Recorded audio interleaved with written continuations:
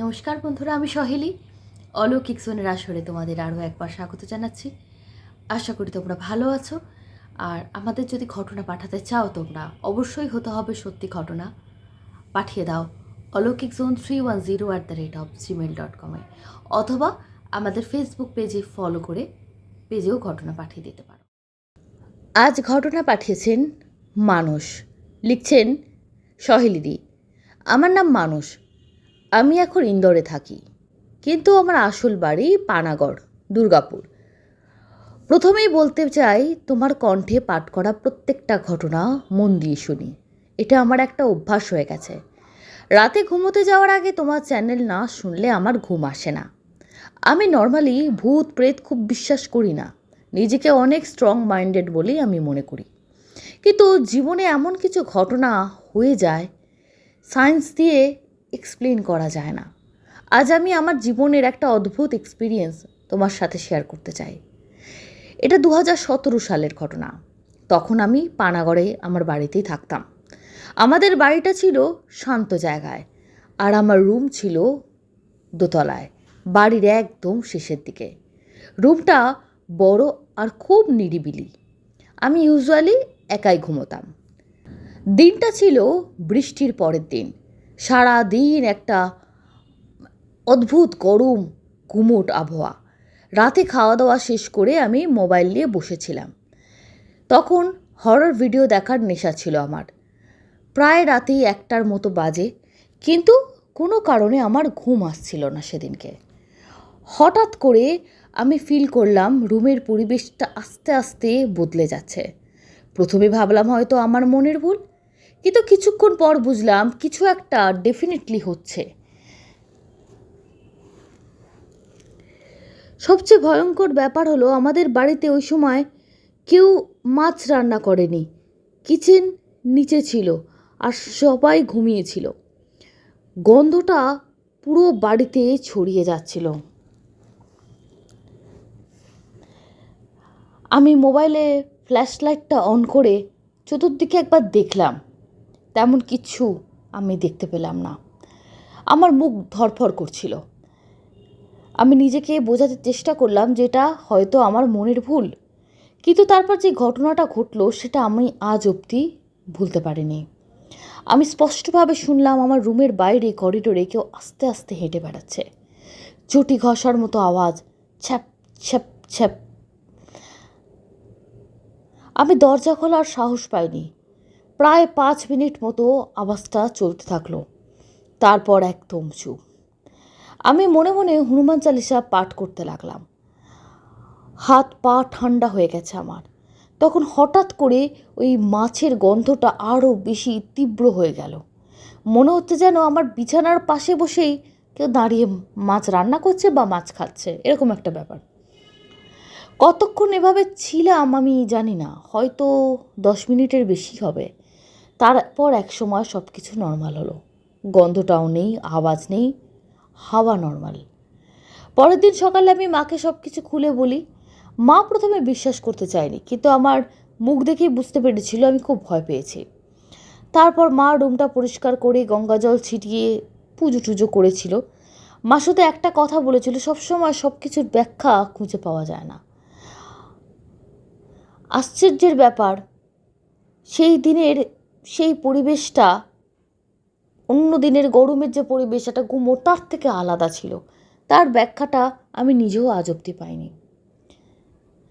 Coincidence ছিল নাকি অন্য কোনো ব্যাপার বলতে পারবো না।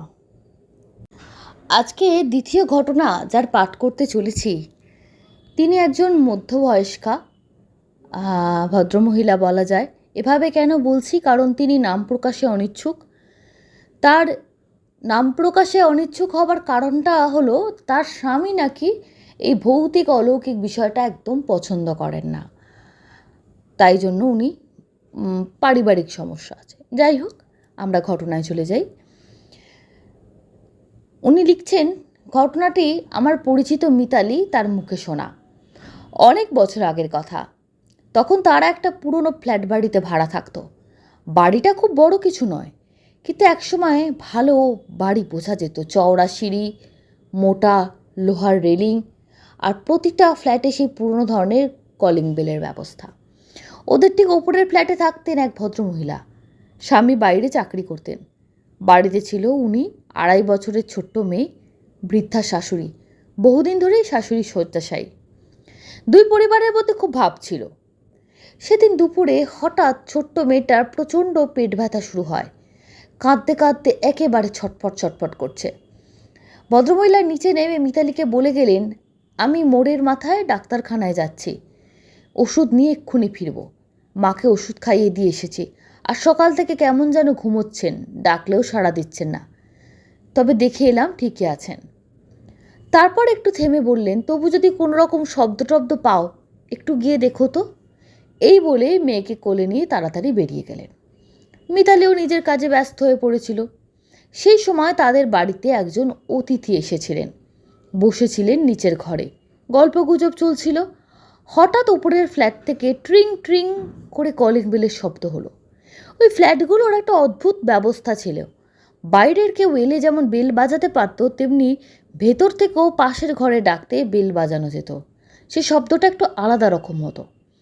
ডোরবেলগুলো পাখির ডাকের মতন, আর অন্য কাউকে ডাকতে গেলে একটা ট্রিং ট্রিং শব্দ। যে অতিথি তিনি কথা বলতে বলতে চুপ করে বললেন, বোধহয় কেউ ডাকছে। মিতালিও অবাক হলো। ভদ্রমহিলা ফিরে এলে তো সাধারণত নিচে বলে যেতেন আমি এলাম। তবু ভাবলো হয়তো কোনো অসুবিধা হয়েছে। সে উঠে ওপরে গেল। সিঁড়ি ভেঙে উঠে গিয়েই তার কেমন যেন অস্বস্তি হলো। দরজা বাইরে থেকে ভেজানোই আছে। ভদ্রমহিলা বেরোনোর সময় বলেছিলেন, আমি শুধু ভিজিয়ে দিয়ে যাচ্ছি, দরকার হলে ঠেলেই ঢুকতে পারবে। বাইরের লোক ঢুকতে পারবে না, বাড়ির বাইরে সিকিউরিটি আছে। কিন্তু এখন দরজার বাইরে থাকে হাঁসপল লাগানো আছে। মিতালির বুকটা ধক করে উঠল। ভদ্রমহিলা যদি ফিরেই থাকেন তাহলে বাইরে থেকে টেনে দিল কে? সে ধীরে ধীরে হাঁসপলটা খুলল। দরজা ঠেলতেই কেমন যেন একটা অস্বস্তি হচ্ছিল। ঘরটা নিস্তব্ধ, একটা মাছিও যেন উঠছে না। তারপর চোখ গেল খাটের দিকে। একজন বৃদ্ধা ভদ্রমহিলা বিছানায় কেমন বেঁকে পড়ে আছেন। মাথাটা একদিকে ঝুলে গেছে, চোখটা আধখোলা, মুখটা অদ্ভুত শক্ত হয়ে গেছে। দেখেই বোঝা যায় উনি আর বেঁচে নেই। মিতালির গলা দিয়ে আওয়াজ বেরোলো না। তারপর আচমকা চিৎকার করে নিচে দৌড়ে এলো।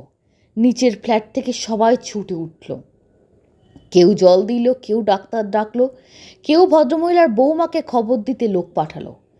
কিছুক্ষণের মধ্যেই বৌমা মেয়েকে নিয়ে ছুটে এলো। শাশুড়িকে ওই অবস্থায় দেখে হাউ হাউ করে কেঁদে উঠল। ডাক্তার এসে পরীক্ষা নিরীক্ষা করে বললেন, আমি আগেই বুঝেছিলাম অবস্থা খারাপ। ওনার ছেলেকেও বলেছিলাম, উনি বলেছিলেন যত তাড়াতাড়ি সম্ভব আসবেন। শুধু বাড়িতে মহিলা একা থাকেন বলে ভয় পাইয়ে দিতে চাইনি। সবাই তখন মৃত্যু নিয়ে ব্যস্ত।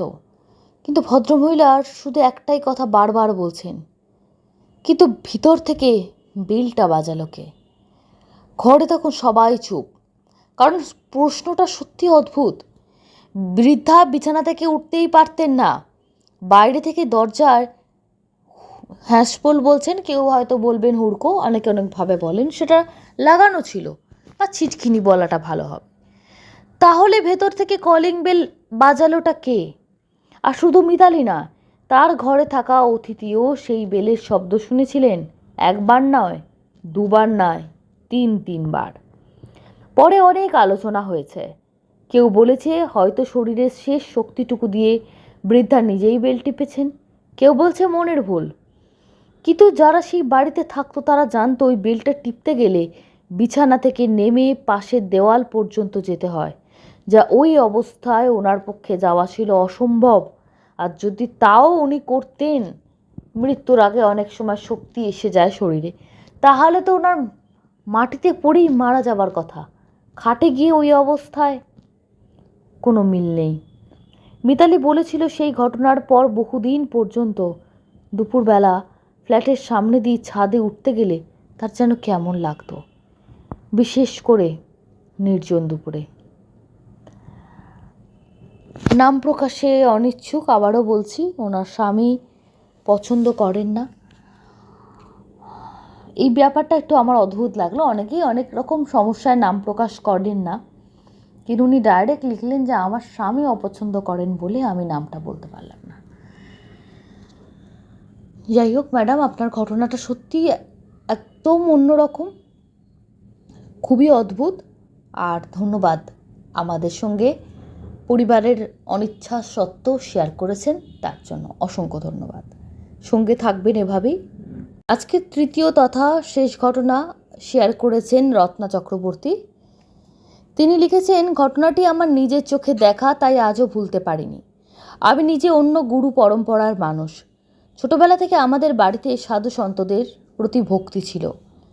আমার মা বাবা গড়িয়ার ফরতাবাদ মঠের সঙ্গে যুক্ত ছিলেন, আমিও সেই সূত্রেই দীক্ষিত। কিন্তু আমি সব সাধককেই শ্রদ্ধা করি। যে সত্যি ভক্তি দিয়ে মানুষকে পথ দেখিয়েছেন তাদের আলাদা করে ভাগ করতে আমার মন চায় না। এই ঘটনাটি এক লোকনাথ বাবার ভক্তর পরিবারকে নিয়ে। আমাদের পাশের বাড়িতেই থাকতেন এক ভদ্রলোক ও ভদ্রমহিলা, সঙ্গে তাদের ছেলে আর মেয়ে। খুব সাধারণ সংসার। মেয়ের বিয়ে হয়েছে ভালো ঘরেই, নিজের পছন্দেই, সুখেই ছিল। কিন্তু বাবা মায়ের অবস্থা খুব কষ্টের। ভাড়া বাড়িতে থাকে। এমন বাড়ি, বৃষ্টি হলেই ঘরে জল পড়তো, কোথাও ছাদ চুইয়ে জল পড়তো, কোথাও দেওয়াল ভিজে নষ্ট হয়ে গেছে। স্বামী বাস কোম্পানিতে সাধারণ চাকরি করতেন, আয়ও খুব বেশি ছিল না। ছেলেটিও কেবল টিভির লাইনে সামান্য চাকরি করে, কোনো রকমের সংসার চলে। কিন্তু ওই বাড়ির ভদ্রমহিলা ছিলেন ভীষণ লোকনাথ বাবার ভক্ত। অবস্থা যতই খারাপ হোক, প্রতি বছর বাবা লোকনাথের জন্মদিনে তিনি বাড়িতে খিচুড়ি রান্না করতেন।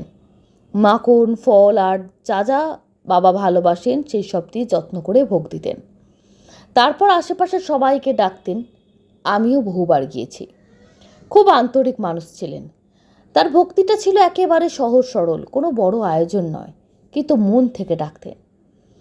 সেই সময় তাদের সবচেয়ে বড় কষ্ট ছিল মাথা গোজার একটা জায়গা না থাকা।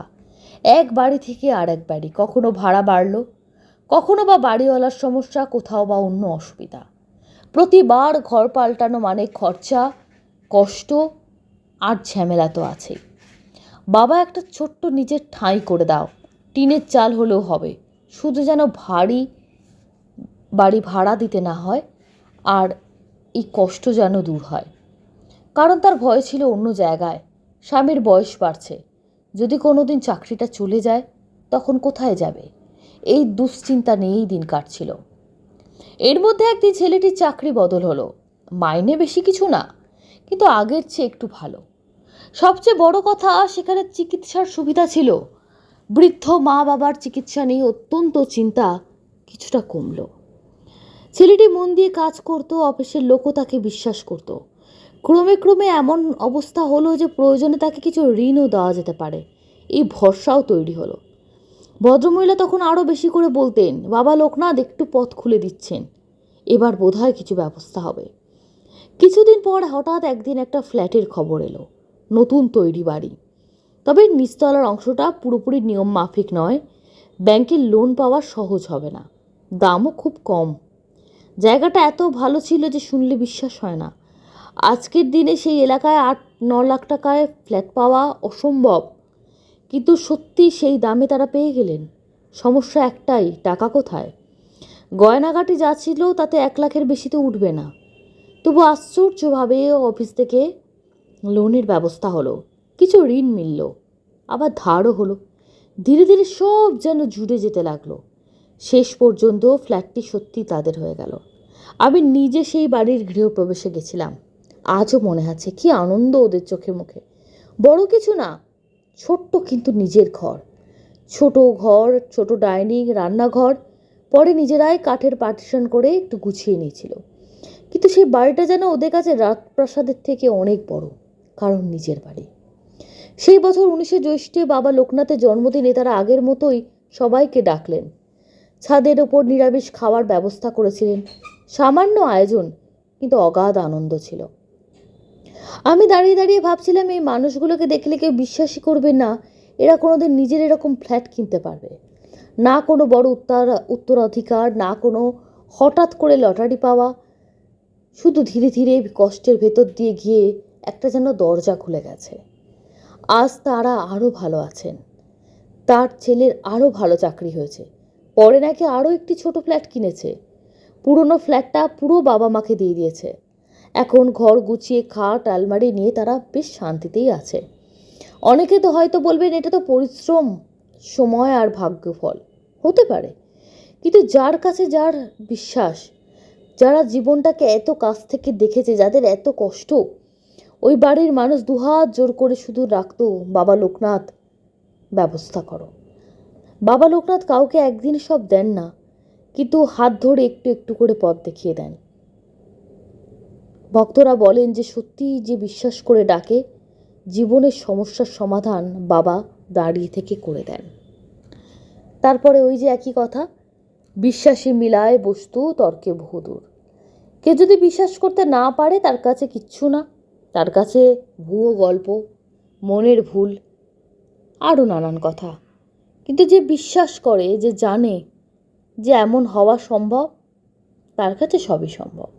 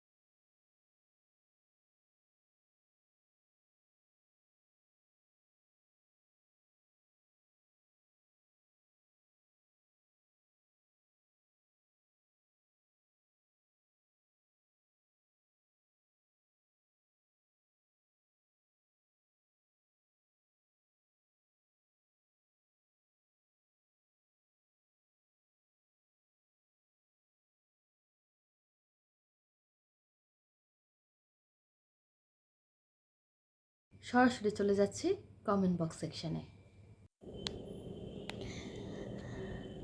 কমেন্ট বক্স সেকশানে দেখিনি আজকে কে কী লিখেছেন। ডিলাইটফুল র্যালি কার কমেন্ট করেছে, সর্বাণী মুখার্জি কি শৈলী আরও ঘটনা পাঠাও। হ্যাঁ, অবশ্যই চেষ্টা করছি, খুব ভালো লাগলো। বিতাশী বিশ্বাস কমেন্ট করেছে, নিশানী সেন কমেন্ট করেছে, স্বপন রায়, একে একে, জয়শ্রী সেনগুপ্ত, অসীম দাস, স্নেহা, রেখা চন্দ্র, কৃপা ত্রিপুরা, মৌসুমী দে, জয়া চক্রবর্তী, ইন্দ্রাণী অফিসিয়াল ওজি, রাশি দাস, সুদীপ্ত ব্যানার্জি, নবনীতা দাস, সুদেষ্ণা সিংহ রয়, সর্বাণী মুখার্জি, রেখা চন্দ্র এবং আরও অনেকে। সবাইকে অসংখ্য ধন্যবাদ এভাবে আমাদের সঙ্গে থাকার জন্য। ধন্যবাদ। শুভরাত্রি।